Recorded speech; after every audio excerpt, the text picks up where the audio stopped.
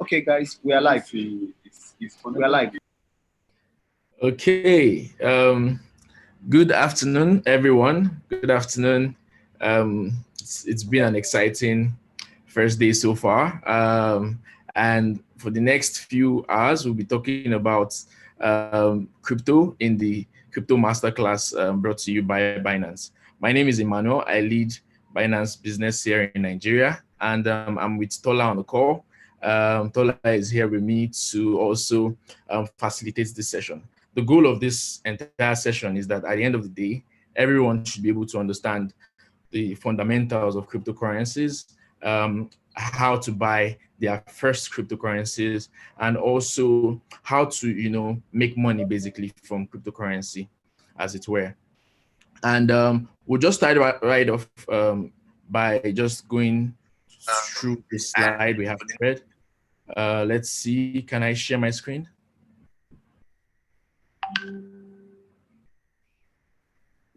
Okay, I'm enabled. Cool. Okay, great. So let's get the ball rolling.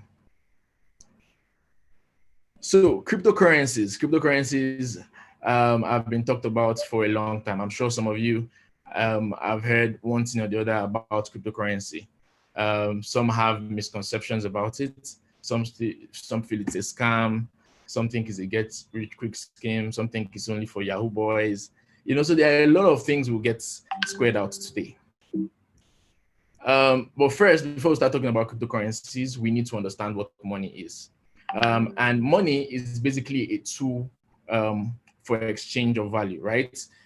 Anything can be used of value in as much as anything can be used as money, in as much as you believe that this is actually valuable. If you look at the Naira, for instance, what makes the Naira valuable? Why? Because we have shared belief, and also because the government has said, okay, this thing is our legal tender here, and everybody that works today earns in Naira, right? In Nigeria mostly. But it hasn't always been like that. There was a time where it was the barter system, right? So if I wanted to say a car in today's world, I would need to probably give the person a bike, right? So if I wanted a car and I have a bike, I have to find someone that has the car that I like and hope that the person can accept my car. Why? And can accept my bike. Why? Because it has to work. We have to want the same thing. Okay. And that's the coincidence of wants. That's one of the biggest challenges the barter system had. So it was difficult to find someone that wanted your bike and you wanted the person's car. Most likely the person maybe just wanted a house. Okay. So you have to now go and look for someone that has a house, right? So you give the person the house and get the bike, and give the person your bike and get the house, and now exchange. So the coincidence of wants was one of the biggest issues with the barter system. And then there was the other issue of how to measure the value being exchanged. How many bikes is equal to one car? So there were several issues with the barter system, and then money had to evolve. From the coinage era, it moved down, and then even today we have card money, right? So what actually is the value that fiat money brings? One of the things you realize about fiat money, fiat means unreal. It means it's not real money. It's just a description for money. Why? Because the first currencies were actually used to represent money in the bank. So if you check the first versions of the US dollars, you see that it's written there, this amount of silver coins payable to the bearer upon receipt. Okay. And that was before fractional reserve banking came on. And one of the things we've seen so far is that fiat money, okay, in itself is a wonderful system. It solved a lot of problems that people had with the earlier forms of money. And we see that in today's world, fiat money is backed by government, it's legal tender. I already explained most of these things here. But one of the things I would like to mention here is, because of fiat became very government controlled, we began to see how almost every currency in today's world has a country. Before now, no currency had a country. Diamond does not have a country, right? Gold does not have a country. But today, states and currency are literally conjoined. They're joined together. So right now, the only thing you would say have value, it might be a piece of paper, right? But the reason why it has value is because of the government says it has value. And that presents a lot of risk, right? That's why if there's an issue with the government policy or there's an issue with the country, say a civil unrest, for instance, what happens is that it affects the currency, right? So if all your money is in naira, for instance, and let's say something happens and the currency becomes reduced in value, what happens is that all your asset just goes down. You see how people have had like billions of dollars in net worth, and say naira just moved from 420 to 4 to 5 something, and you just see that person's net worth comes down very tremendously. And one of the things about fiat currency is that it is very inflationary, right? Inflation is caused by the excess printing of money. So as new money come into the system, supply is increased and then demand still remains the same. And what happens is that you have inflation. And inflation is what caused, if you look at, let me just give this example. In 2011, 1 naira was, minimum wage was 18,000, 2011, and $1 was equal to 180. So if it's 18,000 naira minimum wage, 180, that's $100, right? So we have $100 minimum wage 2011. Let's fast forward 9 years, not 10 years.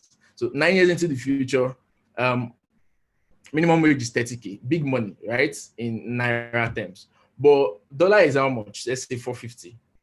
If you do the calculation, you will see that it's about $70 or so. So it means that people were earning more in 2011 as minimum wage than they are earning today, right? But cryptocurrency, for instance, okay, the major difference between cryptocurrency and fiat currency is because of the nature of that money. First of all, the fact that it's digital, and second of all, the fact that it cannot be easily duplicated. Like you cannot just print more money out of thin air, which solves the fundamental problem of inflation that the naira and every other fiat currency has. So I'll just quickly talk about cryptocurrencies. First of all, it's a digital form of money. Now, digital money is not new. Okay, I talked about how money has evolved. Today we have cards as ATM cards. That's a form of money. Now, why that is possible is because of digital currency. So digital currencies have always been in existence. If you look at your phone, the bank, let's say you're using Diamond Bank, you're using Access Bank, and you're sending money to someone using another bank. You're sending a digital form of money, right? It represents the naira. Okay, and that works perfectly. But the difference between that and cryptocurrency is that you need to rely on the banks. You can't send money from Mr. A to Mr. B without having to involve a third party, which is a bank, right? Because the monies are not actually with you. The monies are where? The monies are in the bank, okay? So that is one of the differences, right? But digital money has always been there. But the difference between digital money and cryptocurrency is that cryptocurrency is additionally protected by cryptography, right? It is built on something called a blockchain. And that blockchain makes it impossible for you to duplicate it, for you to edit it, for you to add money to the system outside the algorithm that it was initially programmed to be. It is distributed, meaning that it is not centralized. Right now, say you hack a bank or you hack a piece. The reason why hack is possible is because you can hack a particular single point of failure. But in a distributed network, one of the reasons why we've talked about the security of blockchain, which we also get to learn a lot more during the course of this program, is that there is no single point of failure within the network, right? And it is distributed. So in this way, if I send you money and I'm sending you cryptocurrency, one of the biggest differences is that I'm not sending your bank the money. For the first time ever, I can send money directly to you. And that's why it's borderless. Say you have someone in Ghana, for instance, that wants to send you money. Do you know how difficult it is to send money to Ghana? In fact, just think about it. How would you, if you want to send money to, say, your friend you just met let's say a business partner you just met in Ghana, how would you send the person money?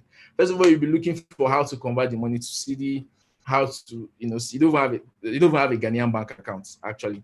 So you have to find a way to get the value across to him. So imagine we can do everything online. People meet online, people do business online, but it was not possible across borders to send money directly peer to peer. Okay, and that is why it costs as high as say 12% to move money through some channels from anywhere in the world to Africa. Okay, why? Because you need to rely on those third parties to facilitate that transaction. But with cryptocurrency, I can send money the same way I chat with you, the same way I send you an email. That's exactly the same way I will send you cryptocurrency from here to any part of the world you're in, and you can actually instantly easily convert that to cash, especially when it has to do with Bitcoin. So let me just share some notes on Bitcoin. First of all, Bitcoin is the first cryptocurrency. And that's one of the reasons why it's so special, is because it was the first proof that we really needed to see, the first workable proof that we really needed to see that properly separated money from states. So Bitcoin is basically the money of the internet, okay? It has no country, it has no states, okay? And just hold on, sorry, I'm trying to think there's a pop-up on my screen. I can't see my screen.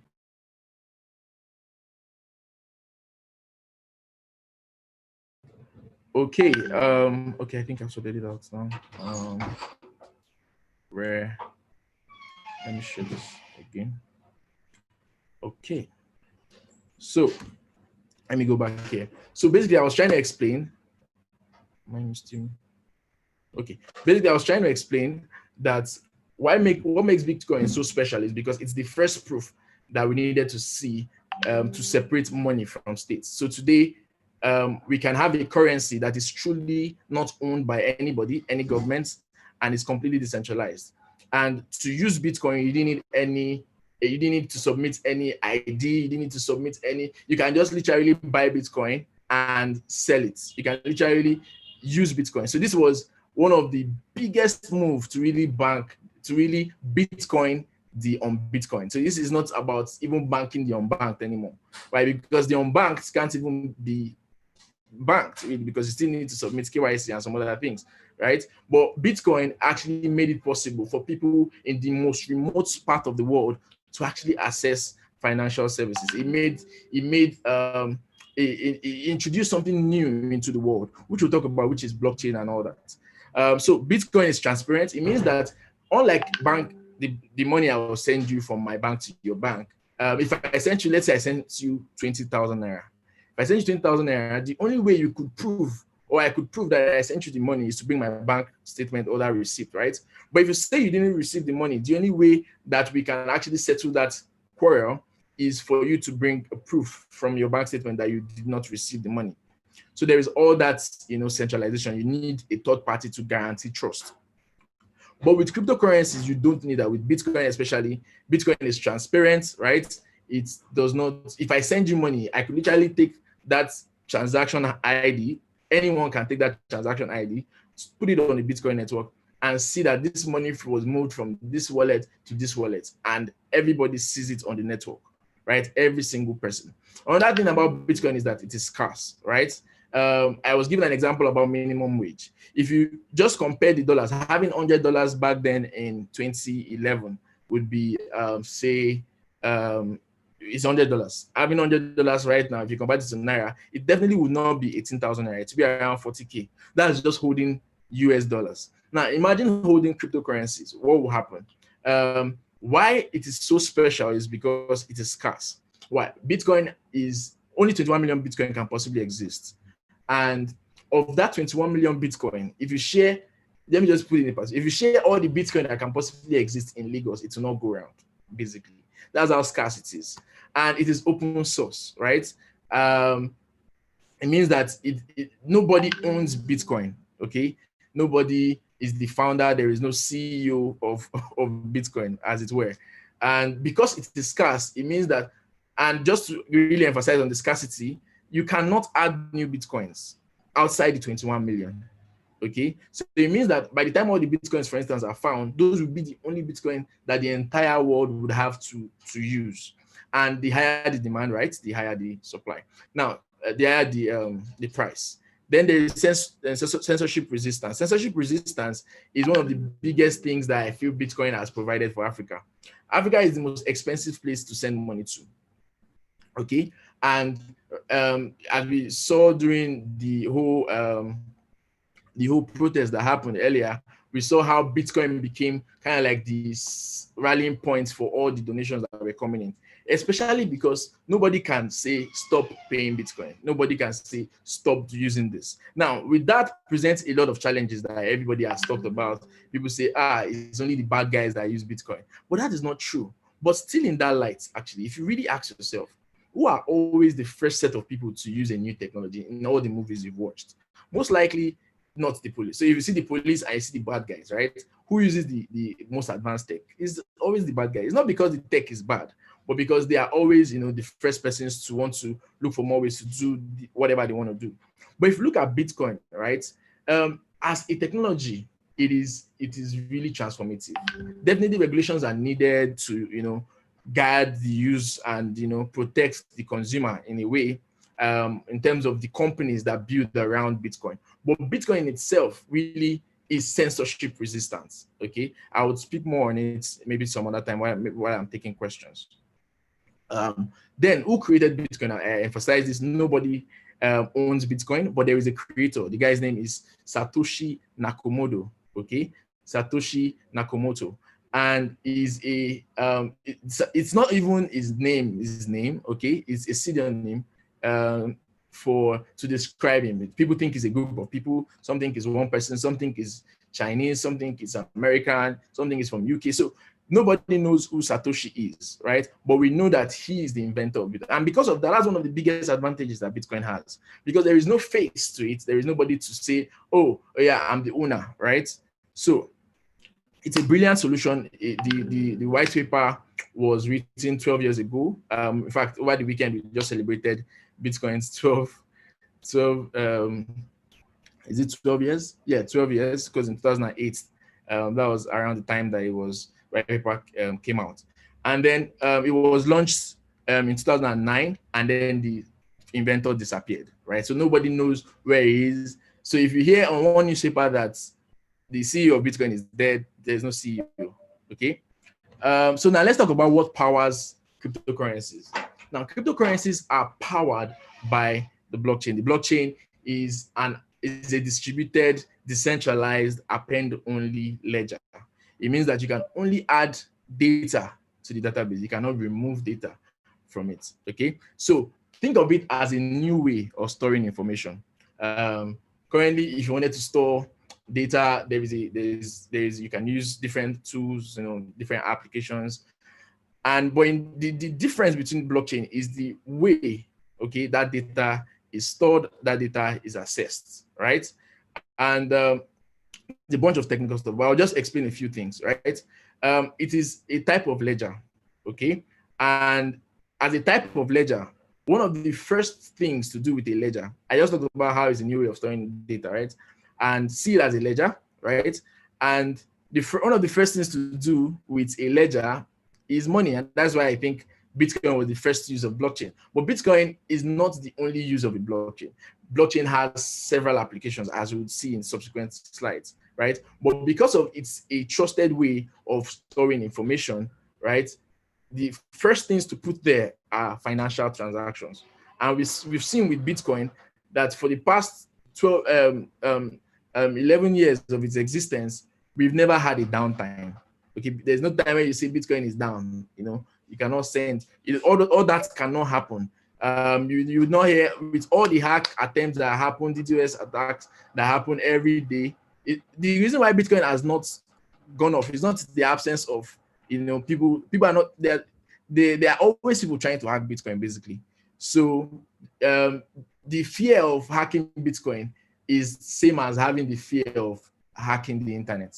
Okay, just to show you how secure the network really is, right? And that is the reason why blockchain is so special. That is why in the aspect of e-voting as well, the blockchain has actually proven to be kind of like the one of the biggest steps towards achieving a world where we can actually use electronic voting and actually trust the data. Why? Because of things like the blockchain. Okay, and there are a variety of things you can actually use the blockchain to do in areas of healthcare, securing medical records and all that. So, and also accessibility, right? So I already explained this. I'm just trying to move as fast as I can. So Bitcoin versus blockchain. Bitcoin versus blockchain. Bitcoin is not blockchain. Okay, and blockchain is not Bitcoin. The blockchain makes Bitcoin possible. It makes Bitcoin work. Okay, and all this has to just be clearly known. So those are just the two differences I just wanted to highlight on that slide. And then Bitcoin and fiat money. These are like this is the comparison I wanted us to look at together. First of all, fiat money is centralized. Bitcoin is not centralized. Fiat money is controlled by government. Bitcoin is peer-to-peer. It means that an uncle anywhere can send you Bitcoin here right now, and you will see that Bitcoin and convert it to cash immediately without having to pay 12%, 10%, or anything. It's cost a fraction, and it also comes in a fraction of the time. And then it is not scarce. That's fiat. Bitcoin is scarce. Okay, and that's why imagine holding Bitcoin in 2011, and Bitcoin today's price is around $13,000. In 2011, I think it was about $100 or $200. You can just imagine the spread in terms of price, right? So CNN puts Bitcoin as the best asset class. That's the best performing asset class of the last decade. There's a CNN report to that effect. But the point is, because of that's the only reason why Bitcoin price goes up. It's not because of more magic that is happening. As more people get involved, as more people use it, definitely because of the supply cannot be increased. You just know that price will just go up. So that's just the general economics around that part. Just so that you don't think anymore that Bitcoin is a get-rich-quick scheme, and all that. We'll talk about scams later. So unlimited supply, Bitcoin is controlled and has limited supply. It means that there's an algorithm built into Bitcoin that determines the supply. So there's an inflation rate in Bitcoin till the day of the last Bitcoin, that's the day the last Bitcoin is discovered. Basically, the 21 million Bitcoin I said earlier has not all been discovered. Rather, there's something called mining. So through the process of mining, which it's a technical process anyways, where it's basically how new Bitcoins are found. It's a mathematical process where computers solve problems and then get rewarded for, and then produce new Bitcoin by solving those problems.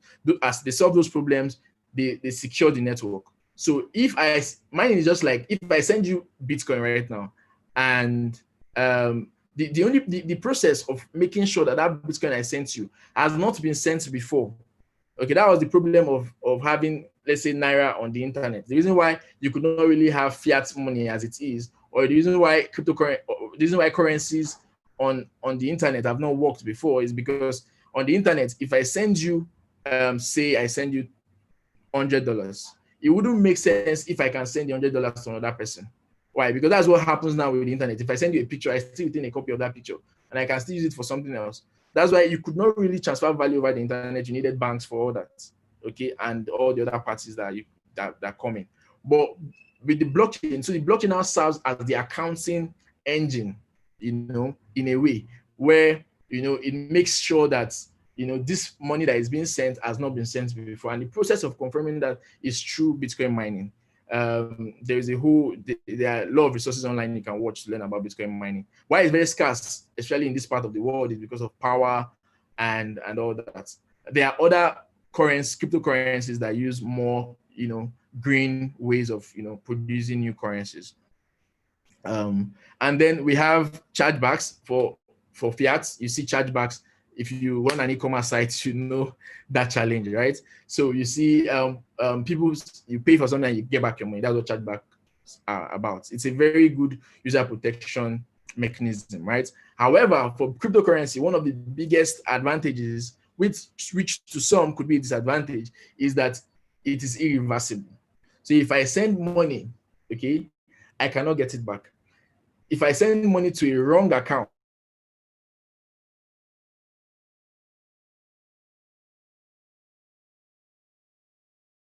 so you can imagine the amount of lost cryptocurrencies that we have. Okay, so fiat money is inefficient, Bitcoin is fast and is cheap as well. So this is an example of, just to illustrate how bank transfers work. If I send money to you, I'm not actually sending the money to you, I'm going through a third party that will charge a particular fee for that transaction, because you are not holding the money, the bank is holding the money, so they are in custody of it, which is very important, so you don't lose your money or you don't get robbed and all that. So that's very important. Fantastic process. And then this is just a small fact, right? Worldwide remittances made up about $1 trillion in 2018, right? So that's how much these third parties basically are making from this whole thing. And look at the time it takes for money to leave one country to another, especially as regards remittances, cross-border payments, international settlements. Those are kind of like the big areas, especially in Africa, that we see quick applications for Bitcoin and cryptocurrencies.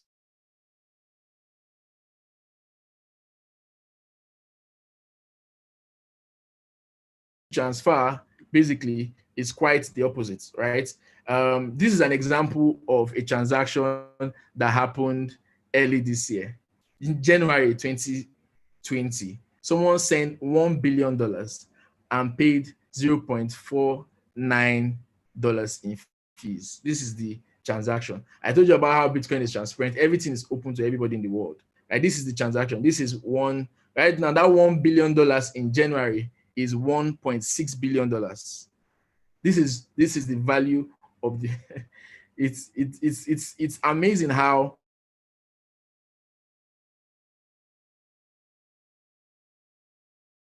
it's amazing how this entire ecosystem works. So as you see here, the fee right now is 0.75, right? As at the time I did this particular research, this was 0.49. So you see, as Bitcoin value goes up, all this goes up. But if you hover around this, you should be able to see the value when sent. I don't know if that feature is still available.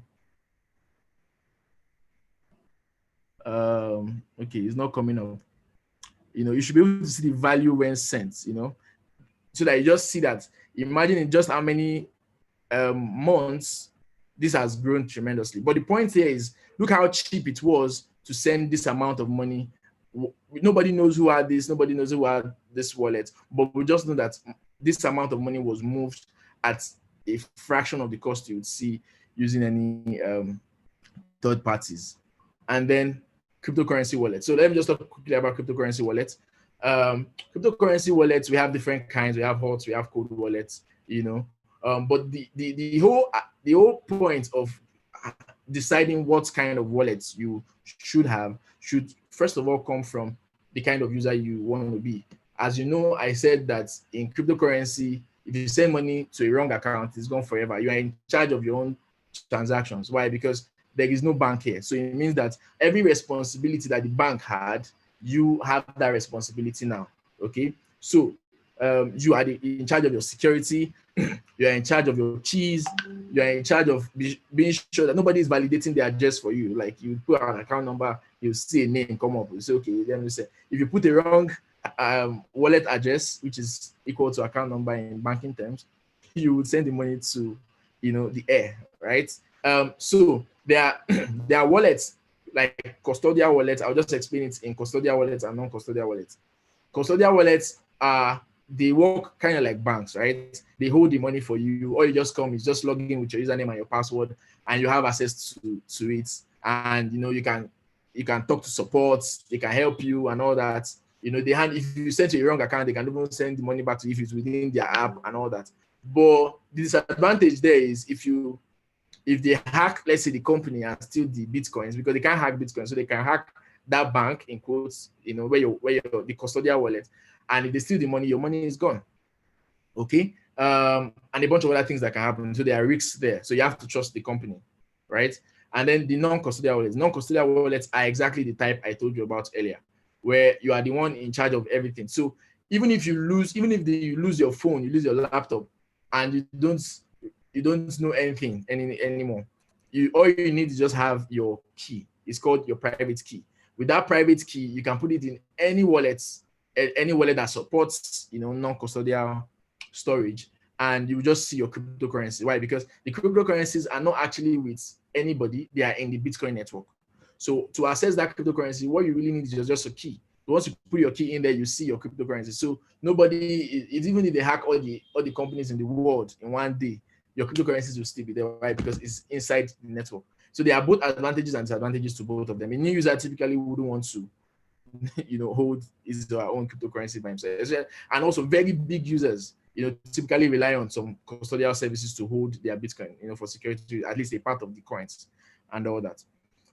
So these are some blockchain use cases: supply chain management, healthcare, charity. If you check out Binance Charity, is one of the biggest and first applications of actual blockchain charity, where the entire transactions are transparent. They are open. Why? Because all the donations come in cryptocurrencies, so they are easily tracked. If you go to the site, you see all the donations that are coming in. You see all the things they are spending on, all publicly available, and cannot be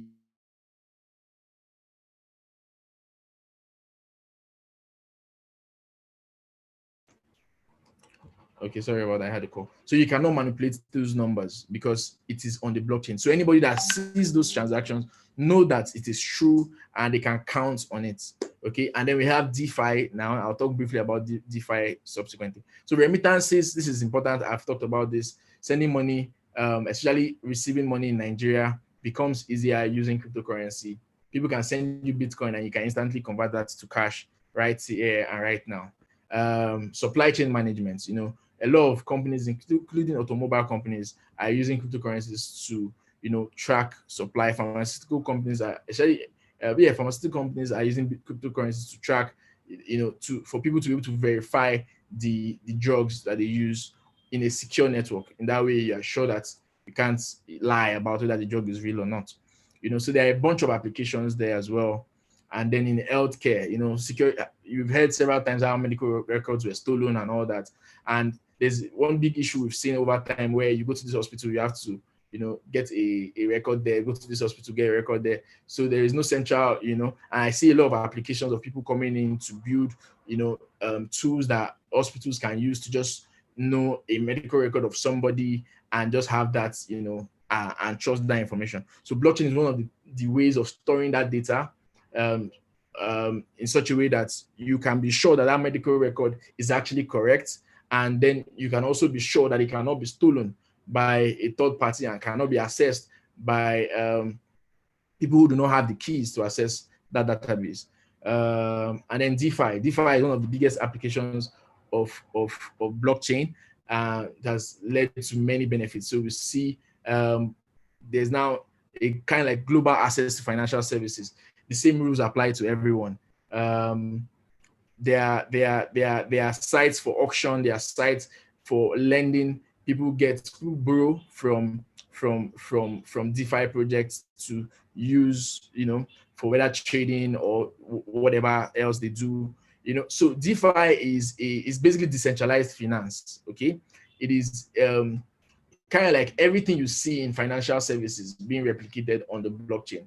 As I said, all this borrowing, lending, auction, everything you will see in even exchanges, you see DEXs as well. So there are several benefits, but there are several issues, right? Because it's one of the newest innovation in cryptocurrency, in blockchain, one of the newest application, and right now it's still not very user friendly. So very few people understand how to use it. Interoperability is one of the issues that even Binance is also solving right now, as well as many of us in crypto know. And then user experience. Many people in crypto make mistakes. Even in doing DeFi, they want to invest or loan or borrow from all these DeFi projects. But the point is, DeFi is a mad application for cryptocurrency and is really, really, really gaining traction. Right now, it's a bubble. We know that some of the use cases will remain, okay, especially liquidity pool. Some of the use cases will remain. you know, but right now it's a bubble, so just be careful, especially around DeFi projects, because there are a lot of scams out there. For the persons that remember how the ICO era was in 2017. Okay, so let me just quickly talk about Binance and how you can buy your first Bitcoin. So Binance is the world's leading blockchain cryptocurrency infrastructure provider. Many of us have always felt that Binance is just an exchange. Well, we started as an exchange, but today we have evolved into something more. Okay, and our vision remains to spread the freedom of money. Okay, so our vision is to increase the freedom of money globally, so that we can significantly improve people's lives.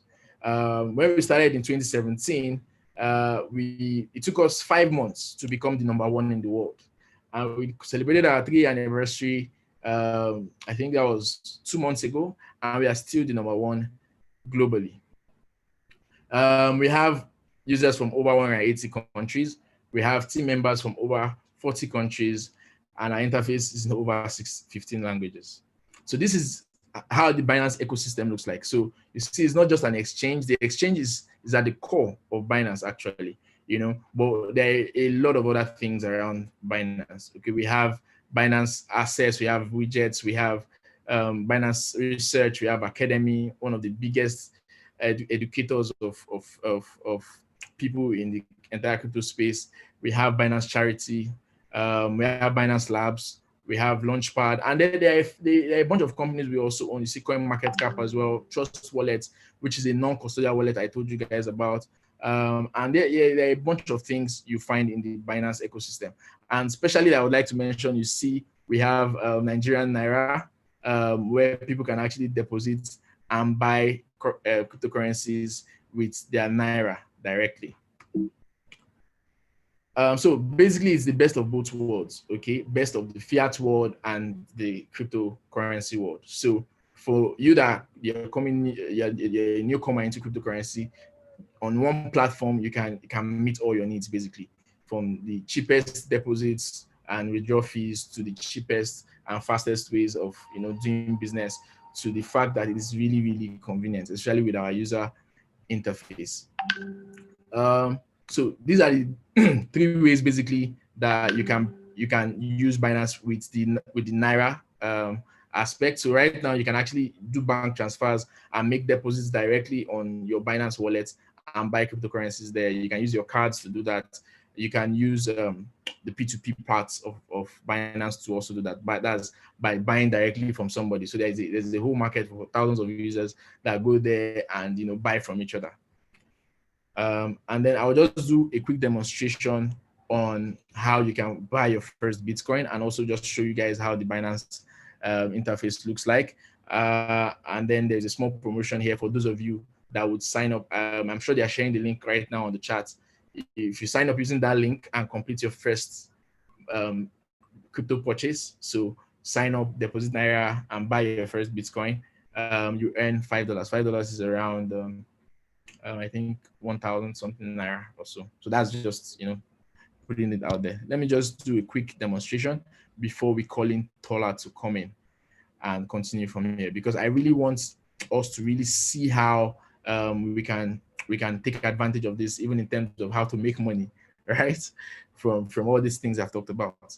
So this is Binance.com. As you can see, it's a very straightforward interface, but it can really look overwhelming to the new guys. Okay. So the first thing you want to do is to come here and register for your own Binance account. After this session, we'll be having a small giveaway. So if you can do all these things I'm saying now, you will have your Binance ID. That's your own Binance account ID. So you can use it to participate in the giveaway that is happening now. 30 people will be selected to win 5,000 Naira each, okay, after this session. So you want to be creating your account right now on Binance using the link that they've shared for you on the chat, and create your account and get your Binance IDs ready. So basically signing up is very straightforward. You can do that with your email or phone number, and then make sure that this referral link is showing there as well. So once you sign up, you get an email notification, okay, telling you that you have signed up successfully And it's very straightforward sign up process, very straightforward and very interesting. So I will just quickly go and log in so I can show you practically how what the first things that you should do to get your account set up. So let me just try and log in. Okay. So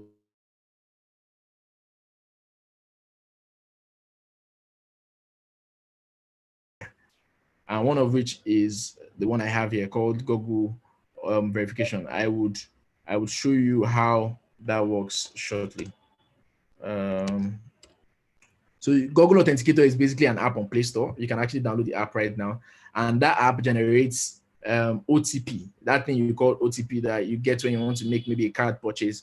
You get it as an SMS, right? But imagine an app called Google Authenticator that generates those random codes for you. So it's not dependent on network. It just generates the codes, and you can use the codes to secure your Binance account. So that's one of the first things you should do. Once you get signed up, the first prompt that you would see is that you have to secure your account, right? So you go to your dashboard.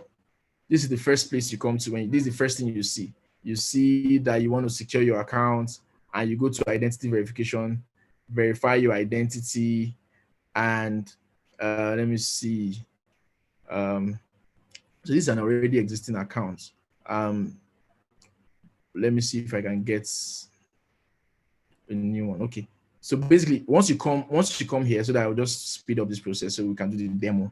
So that's what I really want us to do. If you come to security, you can set up your security because this is very important. Don't just use a password to secure your account. On Binance, they would even prompt you to actually create an additional layer of security. So you can either use SMS authentication, email authentication, Google authentication. I use all three actually. So what else again? And then once you set up your security, then you have done the first and most important thing you need to do when you sign up. Okay. And then after signing up and doing your security, which takes you less than 2 minutes, you also want to do your KYC. Okay. Your KYC is what will allow you access Naira, right? So if you don't do your KYC, you can still use Binance, you can trade cryptocurrencies, but you cannot deposit Naira. Okay. So to deposit Naira, you need to do your KYC. And then your KYC is just with your BVN. If you use a BVN, and also there's a misconception around BVN. You cannot use your BVN. With your BVN, nobody can steal your money, right? So, and we only use it for data collection purposes. So feel free, don't be scared. If you don't want to use BVN, you can also use your ID, your passport, or your voter's card, or any ID, government regulated ID that you have. But the easiest way is just use BVN and do your verification. And then that whole process takes like 5 minutes from end to end, right? So after sign up, the next thing is complete your security. After completing your security, complete your ID. The security, you don't have to use all of them like I did. You can just use one or two of them. And then let's now go straight to how you buy crypto. So I'm going back to the homepage. So this is the homepage. But the difference this time is that I've logged in. Okay. Okay, I see someone said I should just explain quickly. Okay, so I'll just explain a few of these things. Okay. First of all, don't let it confuse you. It is actually a really robust system. So you don't have to know every single thing at once in every single thing you see here at once. All you just need to know is just a few things. I'll just highlight on all of them and then move on to do the demo. Here you see all the things that are in Binance ecosystem. Some people want to go to our academy to learn, and there are a bunch of other things you see here. And then buy crypto, this is where I would really focus on. This one does like this is where you buy crypto from. This is where we'll be focusing on. Markets takes you to the cryptocurrency markets where you can buy and sell, and this is where all the traders are trading every single day. Okay, so there are a bunch of cryptocurrencies. So you see here there are different markets. There's a futures market, there's a sports market, we have BTC market, you have alts. There are several things you see here. So to buy Bitcoin, let's say you have Naira, you want to buy Bitcoin, you come to sports market, and you find your way to the fiat side. Fiat market means Bitcoin or any of the coins is pegged with a local currency. So you see things like NGN here, you see Ruble here, you see Turkish Lira here, you see ZAR here, and a bunch of local currencies, right? So for NGN, you now filter and bring out only the NGN ones for you. So you see that Naira is pegged to about paired to about 6 currencies. So you can use Naira to buy Bitcoin, you can use Naira to buy digital dollars. This is very popular these days. And then you can use Naira to buy Ethereum, BUSD, BNB. These are different cryptocurrencies that you could buy with Naira on Binance. And a bunch of other things you can actually do as well. And then here you see the different trading interfaces that we have, including the P2P market as well. And here you see derivatives. There's also derivatives on Binance. This is the futures market. And then on the finance side is where you see how you can earn passive income on Binance just by savings, by staking, and a bunch of other things you can do. There's Binance Card. There's crypto loans. On Binance, you can get loans. So let's say you have Bitcoin and you don't want to sell the Bitcoin, but you want to, put that Bitcoin, because Bitcoin can move from $10,000 to $13,000 in, say, 1 month, right? And if you sell your $10,000, you would only have $10,000, right? And if Bitcoin goes up, you have lost on the increase. So what people do is they can drop their Bitcoin as collateral, get the money they need, spend it, and come back with the money and the small interest and pay back and get their Bitcoin back.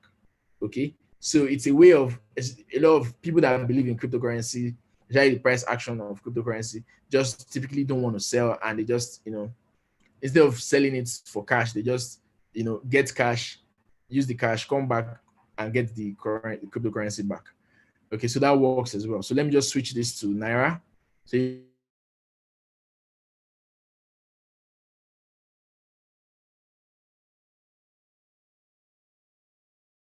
okay, so let me reload this page. So this is Naira. I've converted the currency now to Naira, and I can actually do a bank deposit on Binance.com. So doing a bank deposit is very straightforward. Okay, so I clicked here, I clicked on bank deposits, and here you see that I can deposit either using card or using bank transfer. So let's say I want to deposit 500.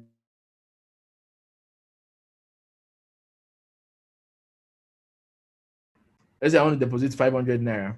The smallest amount you can deposit is actually 150, but so 500 naira, and then you deposit 500 naira, and it generates an account number for you to transfer that money to. Okay, so you transfer the money to this bank account, and what happens is that it automatically records that payment. So once you transfer the money, you click on I have made this payment, and you just see this time. And once this Wema bank account receives the money, you would get credited automatically. You don't have to do any other thing. Just send it to this bank account, and that is all.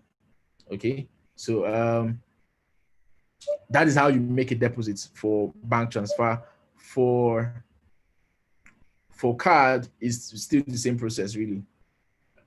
So remember, if you come here, you can actually deposit cryptocurrency. That's Bitcoin, Ethereum. You can deposit several cryptocurrencies from here, and you can also deposit fiat. I just wanted to point that out. And since it's Naira, there are also other currencies you can actually also deposit if you have KYC for them. And then, so for card payment, it's basically the same process. Okay, so basically the same process, but this time around, it just generates this card model for you. So it's just like buying stuff online, the same exact process. Okay, the same exact process. And then once your Naira is deposited, let me just do one simple thing. I'm just going to place a trade now. Since I'm supposed to be practical. If you see here, let's say I come here. So in this test account, we have some BNB in the account. BNB is a cryptocurrency, one of the top 10 cryptocurrencies. So one BNB is 13,000 naira. This interface might look very, very complicated. Okay, but Tola is going to explain everything you see here for free for everyone. Because this is what people do that they call cryptocurrency trading. Okay, so one BNB is right now is $28, $28.6, and in naira it's 13,300 and something. So let's say I have some BNB, I want to sell some BNB for naira. I can still sell. Let me sell one BNB. That is 13,000 naira or so. So as you can see on my balance, I would have 13,000 naira right now. So this shows your balance. You can see that here as well, your wallets. So your wallet shows you kind of like an overview of all the balances you have. So here you can see that I have 13,000 naira here. I have 47 BNB here. I have 55. So this is like your wallet that shows you, this is how a typical wallet should be. Anyways, then let's say you've deposited 13,000 naira. That's why I did this. Just for the example, I've deposited 13,000 naira now on Binance. This is how it will appear when you make the deposit. And then when you want to trade it, you just come here. You can click here, and then you can trade it for any. Let's say you want to buy Bitcoin, you click BTC NGN. You know, this is BUSD. That's another currency. And then this is how you can just go from here. Or alternatively, you can click on markets, and then the same way I navigated before, go to fiat markets, go to NGN, and then find your way down to here. So let's say I want to buy US dollars, okay? Because I don't want my money to go down. I want to buy stable, like cryptocurrency version of, the dollars. So now the dollar, this, when they say stable coin, this USDT and BUSD are stable coins. They don't go up or down, okay? The price is stagnant. So you see the price as Naira is going to, look at Naira, one Naira was equal to $450 here. Now it's $466. You can buy it at the current price of $466. So let's say I want to sell 5,000 Naira worth of NGN. That's $10.6, right? So I can click here. What's the current price here? Let me see. So I can see 5,000 Naira. What I just did now is I just looked at the current price, right? The lowest price, and I put it lower than that so that I can sell fast for this demo. Okay, and I've bought, right? So now I have $65. Okay, that's $10 added to the one I had before. If I want to sell, let's say USD, let's say someone sent you Bitcoin from any country, and let's say you sent the person your Binance Bitcoin account address. It's called your Binance wallet address, right? So you send the person your BTC address. You can get that here. You can get that here. So the same place you clicked on deposit before. So somebody wants to make a deposit into your account. Before we were doing crypto fiat. Now you just click on crypto, and then you see Bitcoin, right? So it shows you your Bitcoin address here. So this is my Bitcoin address. Then it means if anybody sends money to this long stream of code you see here, it will come to my account. That's it. Then sends Bitcoin. We have other chains. These are other chains. It's not for this class. Just focus on this side. And this is this address. Just send this address because this is very important. I have seen a lot of requests where people send Bitcoin and they want to convert it to Naira, and then you have to pay someone to do it for you. You don't have to do that anymore. Just send this address to that person. Once the person sends the Bitcoin here, then we can now come back here and do this particular example. Okay, so you can sell this Bitcoin. Right now, the Bitcoin I have is 0.001 something, and that's equal to 8,000 something there, right? So if I can convert, I can sell this Bitcoin. I can look at the price. The price right now, this is the sellers, these are the buyers. So I want to sell. The lowest seller here, the best seller here is selling for this amount. So let me just see if I can do this quickly. If I don't want to bother to look at all this, I can actually just initiate a market order and just say I want to sell 0.0000, let's say 0.1 BTC, and it will sell immediately, okay? Based on the current market price. Here, you don't have to decide your price yourself. Now, this is the trader's way to do it. Another way to do it in a very, very user-friendly way is to click on this buy crypto and click on this button here. Okay, let me see. When you click on this buy crypto, you can actually click on cash balance and use your cash balance, that's the 9,000 I have, okay, to buy cryptocurrency without having to go to that exchange place I went to with all those colors and everything. You can actually just use here to do it very simply. Okay, I have 9,000 naira and I want to buy Bitcoin worth 2,000 naira. The lowest I can buy here is 1,000 naira. So you see, any business coming to tell you that, oh, bring this also amount, we'll give you this amount of money every month, run away. Okay, run away. There is anybody promising you fixed returns, especially when it's outrageous, just so that person is most likely trying to scam you. There is no minimum amount. Even if you want to buy 500 naira worth of Bitcoin, you should be able to. Okay, so let's say I buy 1,000 naira worth of Bitcoin, and for my balance, right? So I select the coin I want, Bitcoin. You can buy any coin you want to buy, and then I can just buy BTC. It will tell me that, okay, this is what 1,000 naira Bitcoin amounts to, and I can just say, okay, confirm. Okay, and it will just make that purchase on my behalf. I don't have to go do anything special. So what did I do? If you come to the home page, just come here, buy crypto, and select cash balance after you make your deposit. Okay, you can also click here to make the deposit and come here to make the trade. So it's very straightforward. There are a lot of other things that you can do with a Binance account. It has the largest ecosystem in cryptocurrency right now. So it can be overwhelming, but the bottom line is start somewhere. The first thing you want to do, as we have demonstrated now, is just buy your first Bitcoin. If someone sends you Bitcoin and you want to sell, I'll just do that simple illustration. Someone sends you Bitcoin and you want to sell, you can actually sell your Bitcoin here, the same way you bought it, and withdraw it to your bank account. Okay, let's just go back. I think I can just do a withdrawal here. So I have some Naira already. So the same way I deposited Naira to buy Bitcoin, I can actually also sell Bitcoin for Naira, right? Now I have 8,000 Naira. I can withdraw this 8,000 Naira directly to a Nigerian bank account, and it comes in 2 seconds.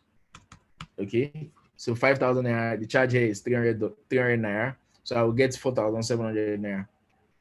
And then you just buy and you put your account number here and you confirm, and that is all. It will ask you to confirm, and it will ask you to put your security information here.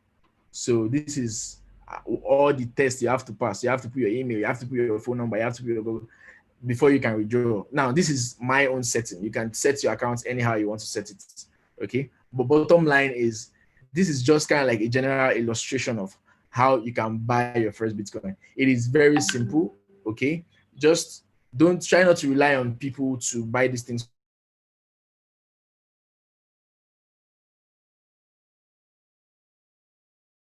being frauded. Okay, so I'm just going to stop here and push the next. I think we can do the giveaway now. Link will be shared now. Just answer the 3 questions there. Okay, answer the 3 questions there. If you can answer the 3 questions correctly, the first 30 people that get those 3 questions correctly, put your email, put your Binance account ID. Okay, this is how you get your Binance ID. Just go to that dashboard. The first place that, once you sign up, the first place you see is here, right? And you see your user ID here. Now this is your user ID. Once you carry this, copy this this number here and put it on the form, that will be the number we'll send the reward to. Okay, so we are doing we're going to be giving out monies to 60 people today, 30 people right now, and then 30 people that also listen attentively during Tola's session. Okay, so this is an example of the form. Let me just see if I can get the form on for the giveaway. So these are the couple of questions you have to answer. Your email, your Binance ID here, and these 3 questions. The first question is, when was Bitcoin launched? Second question is, how long did it take Binance to reach number 1?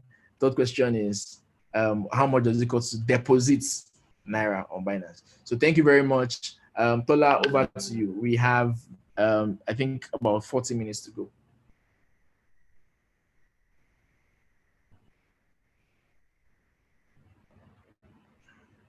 Hello. All right, Emmanuel, that was a fantastic section. Hello, everyone. My name is Tola Joseph Yeah. You can turn on your Fadugbe. video. All right, my name is Tola Joseph Fadugbe, founder Crypto Masterclass. This afternoon, I'll be taking you through market psychology, after which I will take you through the market chart, okay? So I have a very limited time to do this.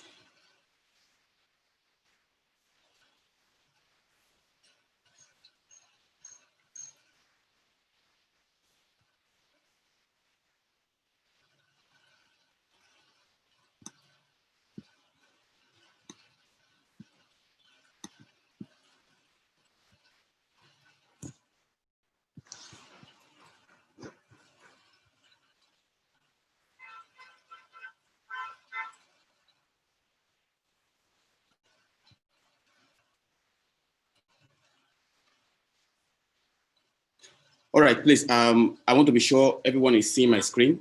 Please, Emmanuel, confirm if my screen is visible.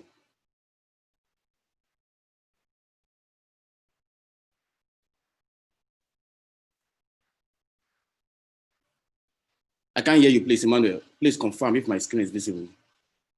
Or just type in the chat.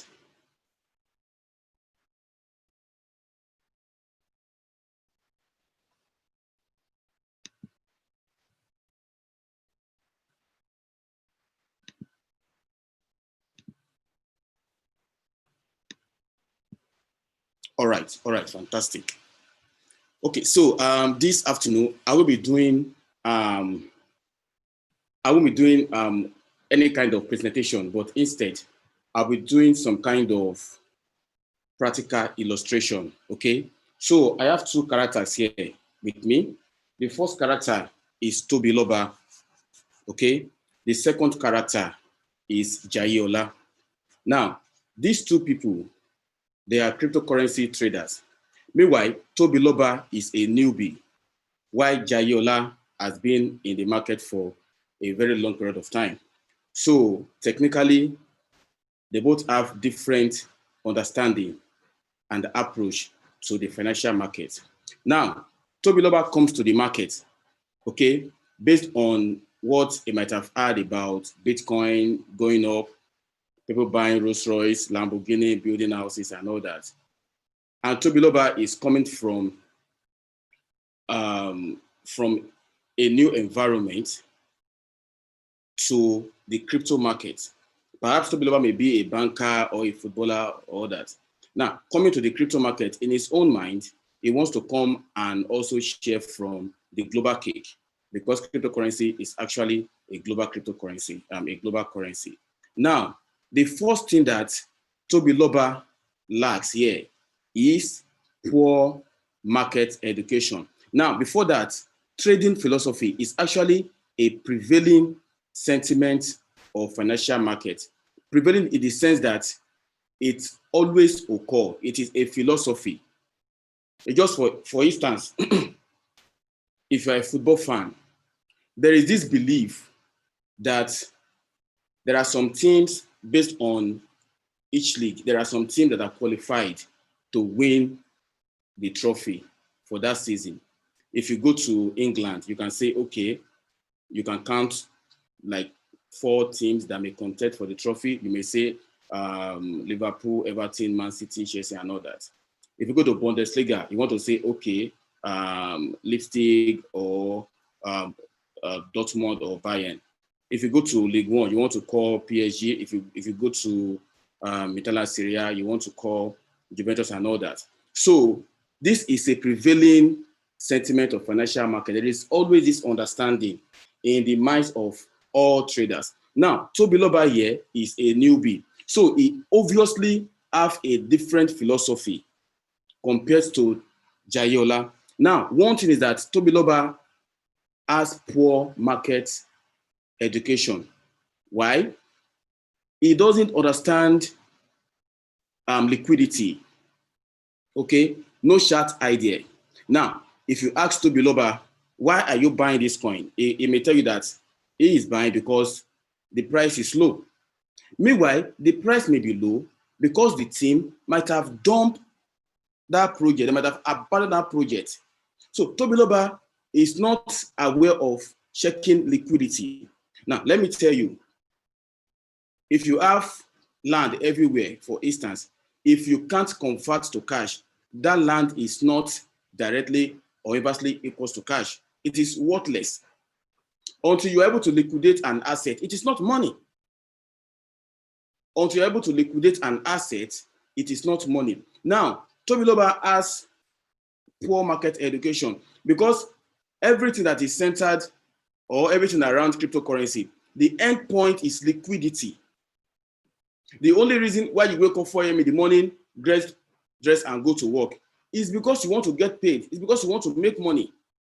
The reason why that footballer or those footballers are going to training is because they want to make money, as to their CV and their legacy and all that.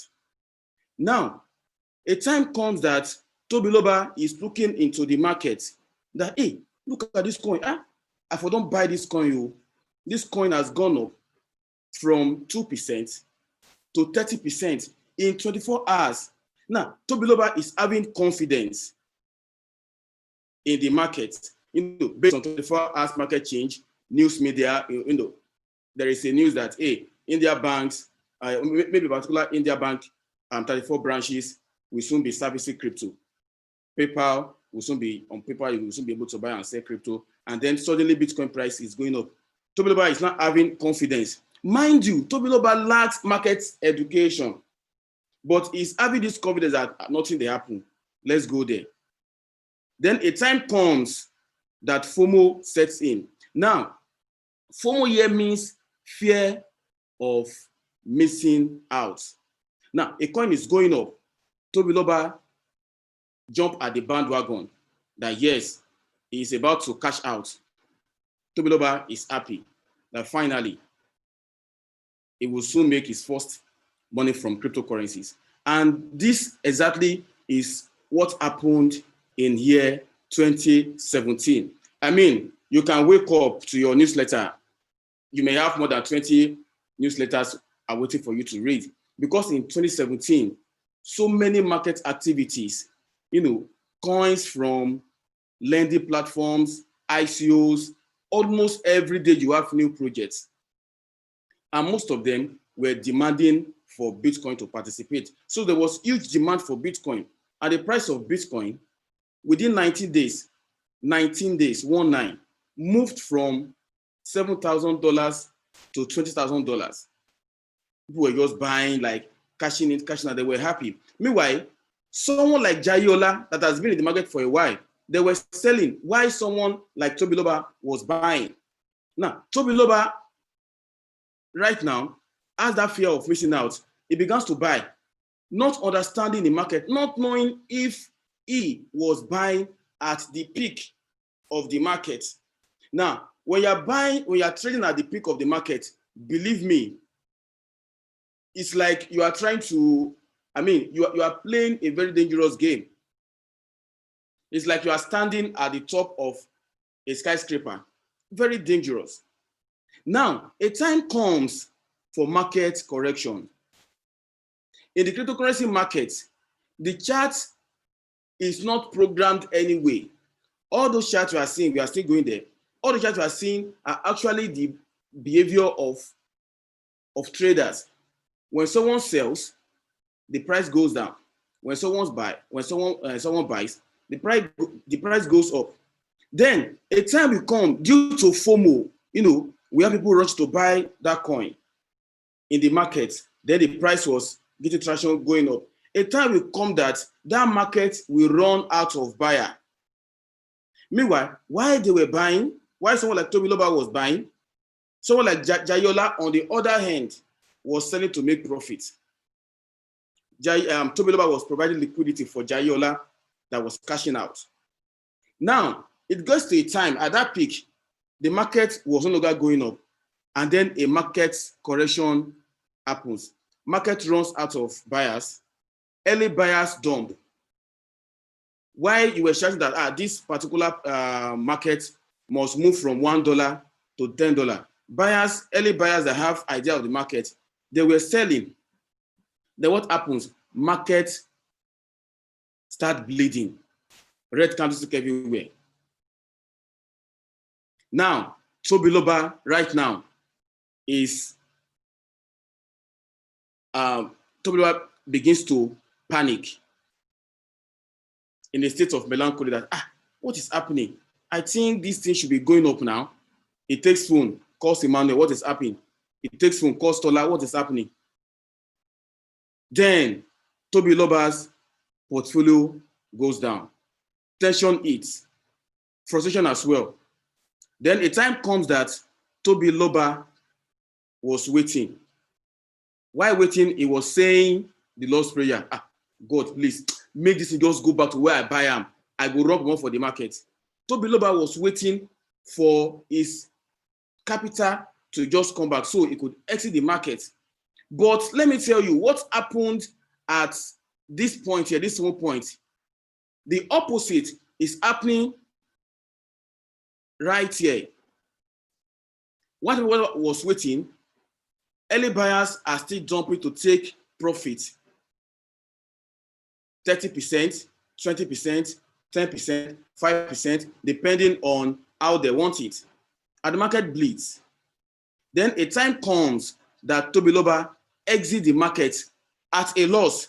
Meanwhile, when he panic sell the cryptocurrency, someone like Jayola, on the other hand, buys again. Because it takes two people to initiate and complete a trade.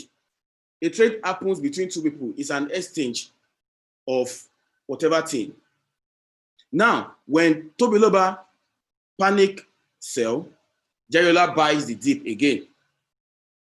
Then Tobiloba may not want to even come to the market for a very long time. Now, what we saw here, we saw extreme greed to extreme panic, and which didn't end well. It ended in tears for Tobiloba. Meanwhile, for Jayola is here smiling, waiting to cash out again. Why Tobiloba market philosophy was like this, Jayola's own was like this, the opposite.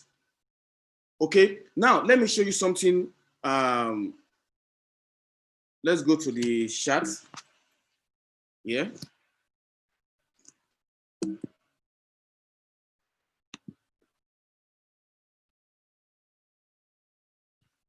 I'm having, okay.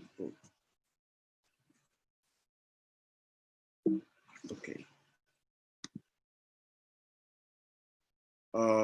Let me use this as an example.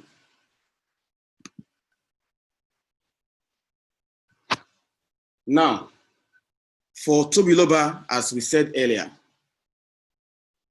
let me take this back.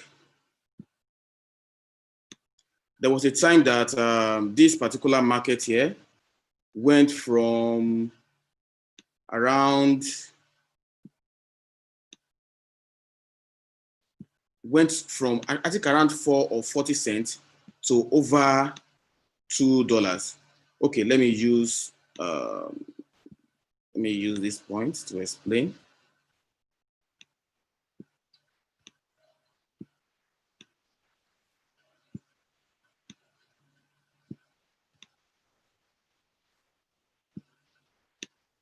Let me use this point to explain, for instance.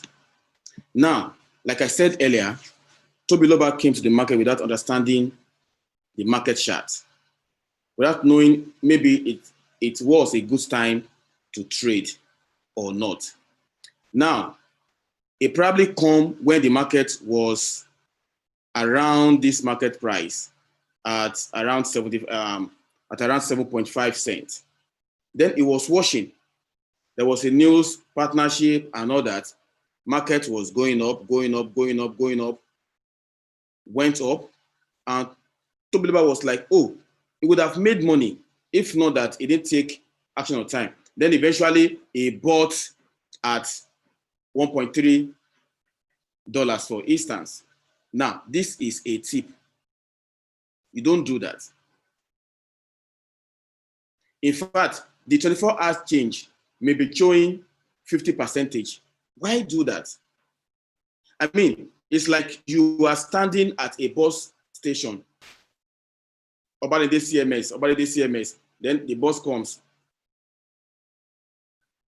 Maybe somewhere in Aga terminal. Where are you going? Obalede, Oya enter. Before you could approach the bus left. What would you do? You wait for the next bus to come. You don't chase a running bus. But yeah, Tobiloba chased and was like, okay, we are good to go. What happened? As the driver moves, Tobiloba fell off. And exactly what happened here, there was a correction.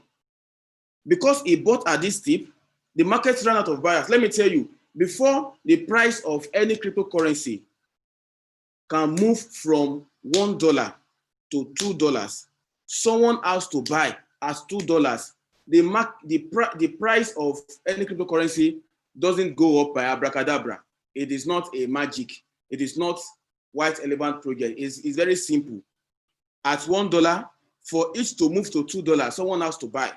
And when someone buys at $2, the guy that bought at $1 that sold at $2 might have made 100%. But the new guy buying at $2 has made nothing yet.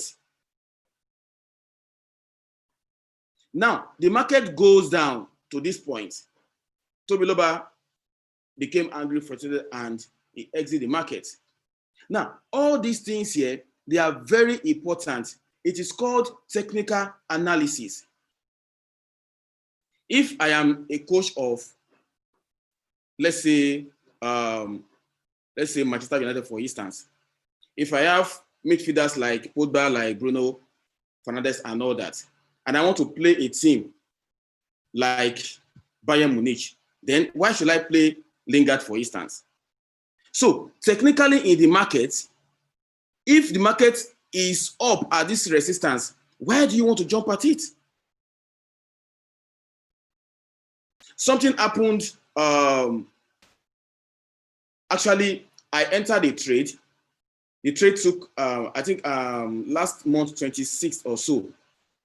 I entered the trade. After entering the trade, there was a slight correction again. I re-entered again.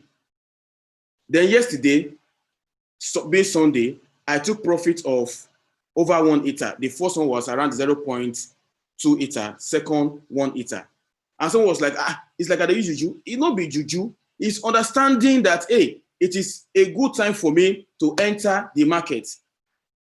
Now, let me show you something happened yesterday. Let me, docs, I think. Let me search for this coin, GUSK. I think it is down now. You can see this flash pump here. This flash pump here. Now, someone like Tobiloba will be like, hey, this market is up. He may even buy when it's about breaking resistance at this level. You don't do that as a crypto trader.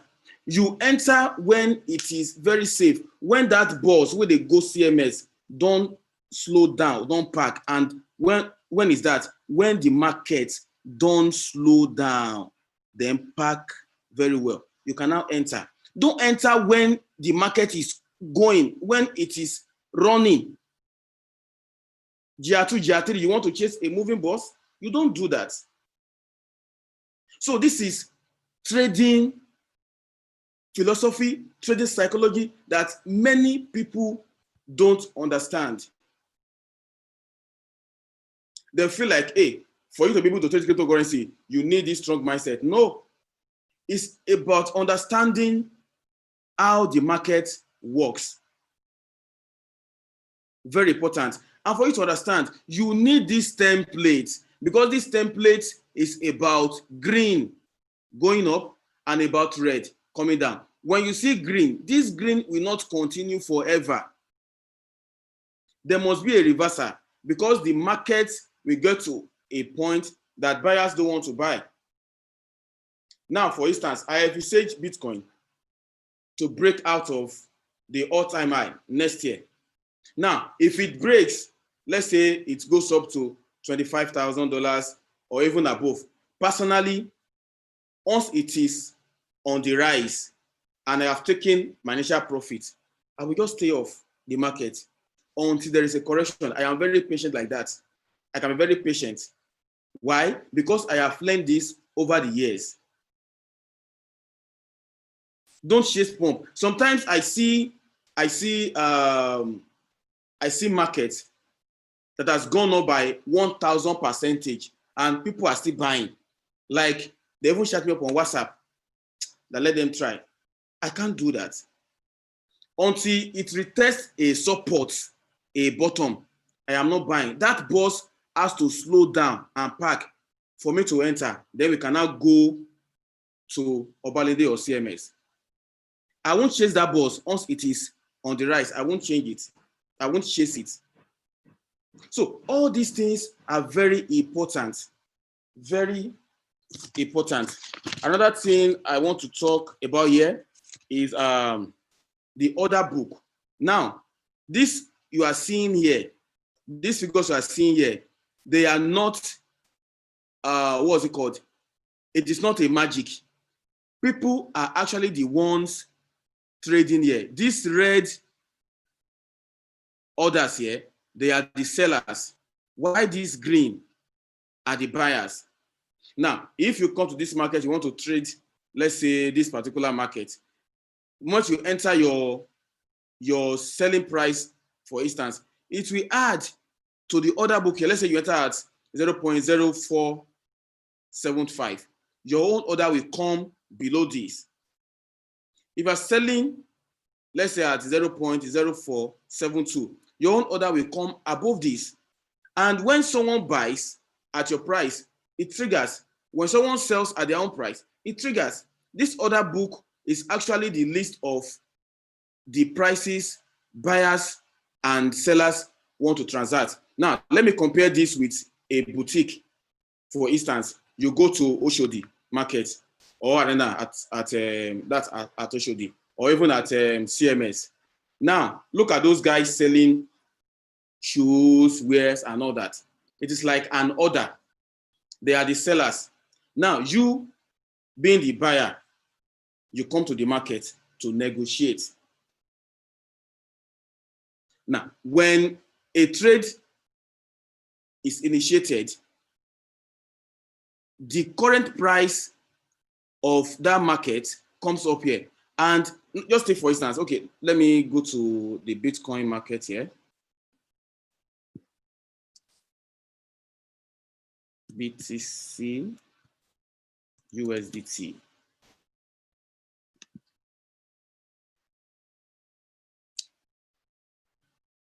I'm very glad I took profit last week on Bitcoin. Very, very glad. Like I said, once the market is on a rise, I offload my bag, wait for correction. Now, this market, Bitcoin, one Bitcoin right now is at 13,280.99. Why this price is happening right now is because some persons are buying and selling at that price. It is not abracadabra. It is not what is happening here. What pushes the price up? People have asked this question several times. That okay, what is happening? What pushes the price up? What is happening here is because people are buying and selling at that price. Same way you go to Arena Market in Oshodi. The guy says he wants to sell this gadget for $13,270. Then you can say, okay, you don't want to buy at that price. You want to buy at $13,250. You place, like, that is your own bid, which you can do here as well. And when he agrees to sell, it becomes the current market price. When it comes to crypto, when someone agrees to sell at a particular price, it becomes the current market price. And mind you, when this is happening, focus on the market charts, because the more the market goes up, it tells you that someone like Toby Loba's mindset or traders have entered the market. They always want to cash out. They want to turn $10 to $100 in a jiffy. So that mindset of greed is always there. But for someone like Jayola, that is zero tolerance to greed, Once the market moves up a little, it checks out and wait for that market to retrace and settle for the best support. Now, there are several indicators that you can use to also read the chart. Several indicators. Personally, I use 3 kinds of indicators. Okay, I use the RSI, I use the MACD, and then I use Fibonacci retracement. Anytime the market is up and I want to pre-calculate the best support it could lean upon, then I use Fibonacci to do that. Okay.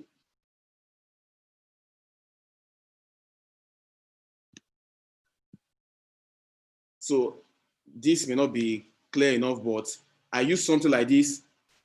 You can see these figures here to calculate, but actually you need to understand the sequence first. Okay, but if I want to go into that, it will take a whole day, if not more, for me to tell you how all these things are being calculated. And you can see that there are lines. These lines are the retracement level. Okay, aside that, I use the MACD, moving average convergence divergence. I think I explained that in the last Binance Masterclass. And I also use the RSI to determine my market entry, my market exit. Once a market like this Instagram you are seeing here, once it is showing all green, which means Tobiloba is in the market, is pumping money in the market, pushing the market up, and I'm on that trade, I sell. If I am not, I wait for retracement. And when it goes down, I know that, hey, Tobiloba is at it again, he's selling that panic, I buy. So all these things are the market psychology that is needed to trade effectively and efficiently. Now, before I round up, I must remind you of something, that the crypto market in reality is about speculation.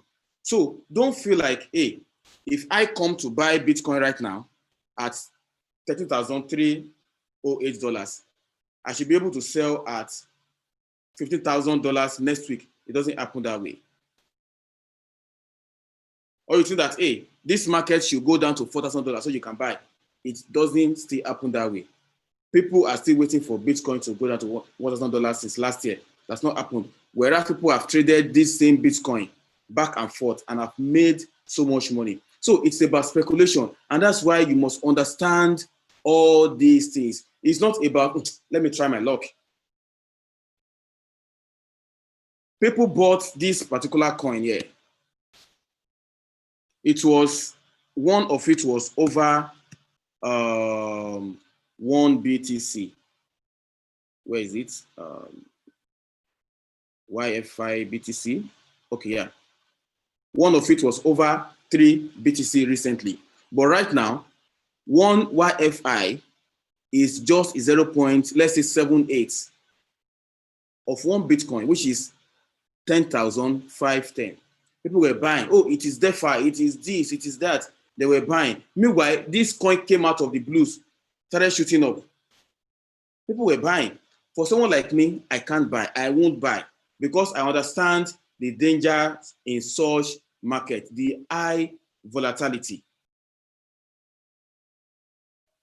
You don't buy when the market is on the rise. In fact, when you check Binance, for instance, because Binance wants to guide you to trade effectively and efficiently, there is also a risk warning. Don't just come and throw money and believe that, hey, you want to cash. Cryptocurrency, no be gamble, no be let me stake too hard on a particular match and put 100K. Then at the end of the match, you want to collect 100K. Cryptocurrency trading is not like that. You must understand all this mechanism. And that is the first thing you need. And also get all these things right. Believe me, your trading experience will be very beautiful and interesting forever. There will be losses, but your profit will always surpass your loss. It will always. Let's say on 10 trades, 3 could go haywire and 7 smashes the target. That is it.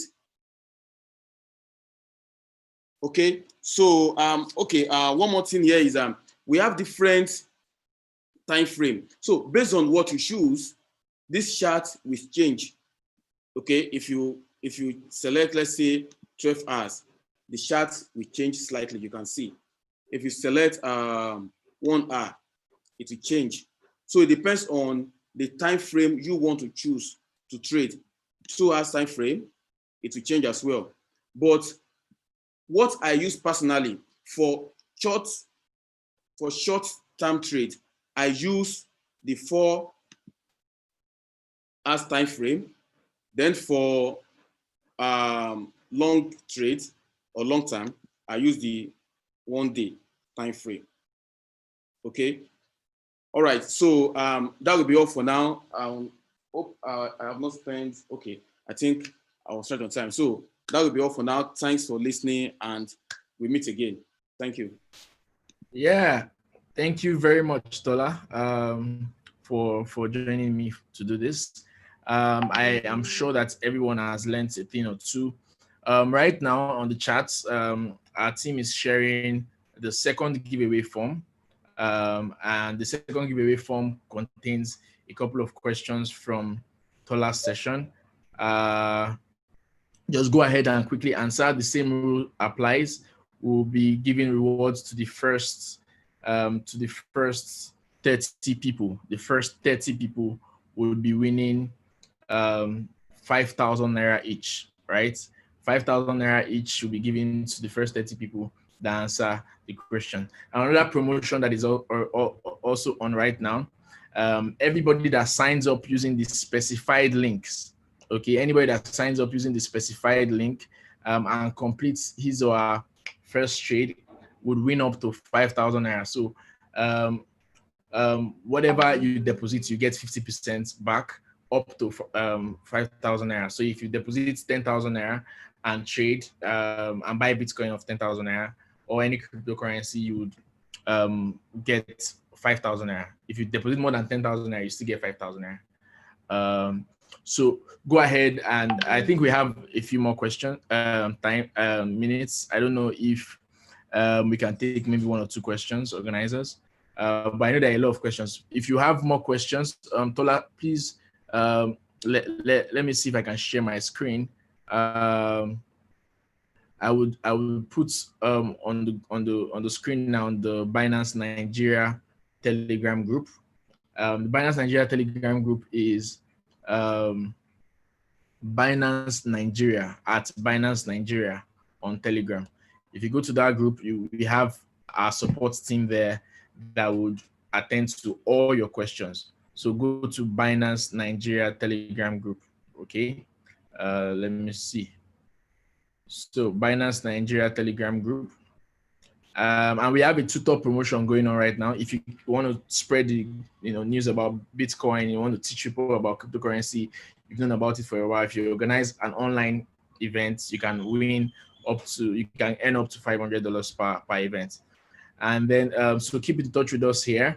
This is our Telegram community. We are it's a very large community, and also follow Binance Africa on Twitter as well. You can also reach me on Twitter at Emmanuel Babs.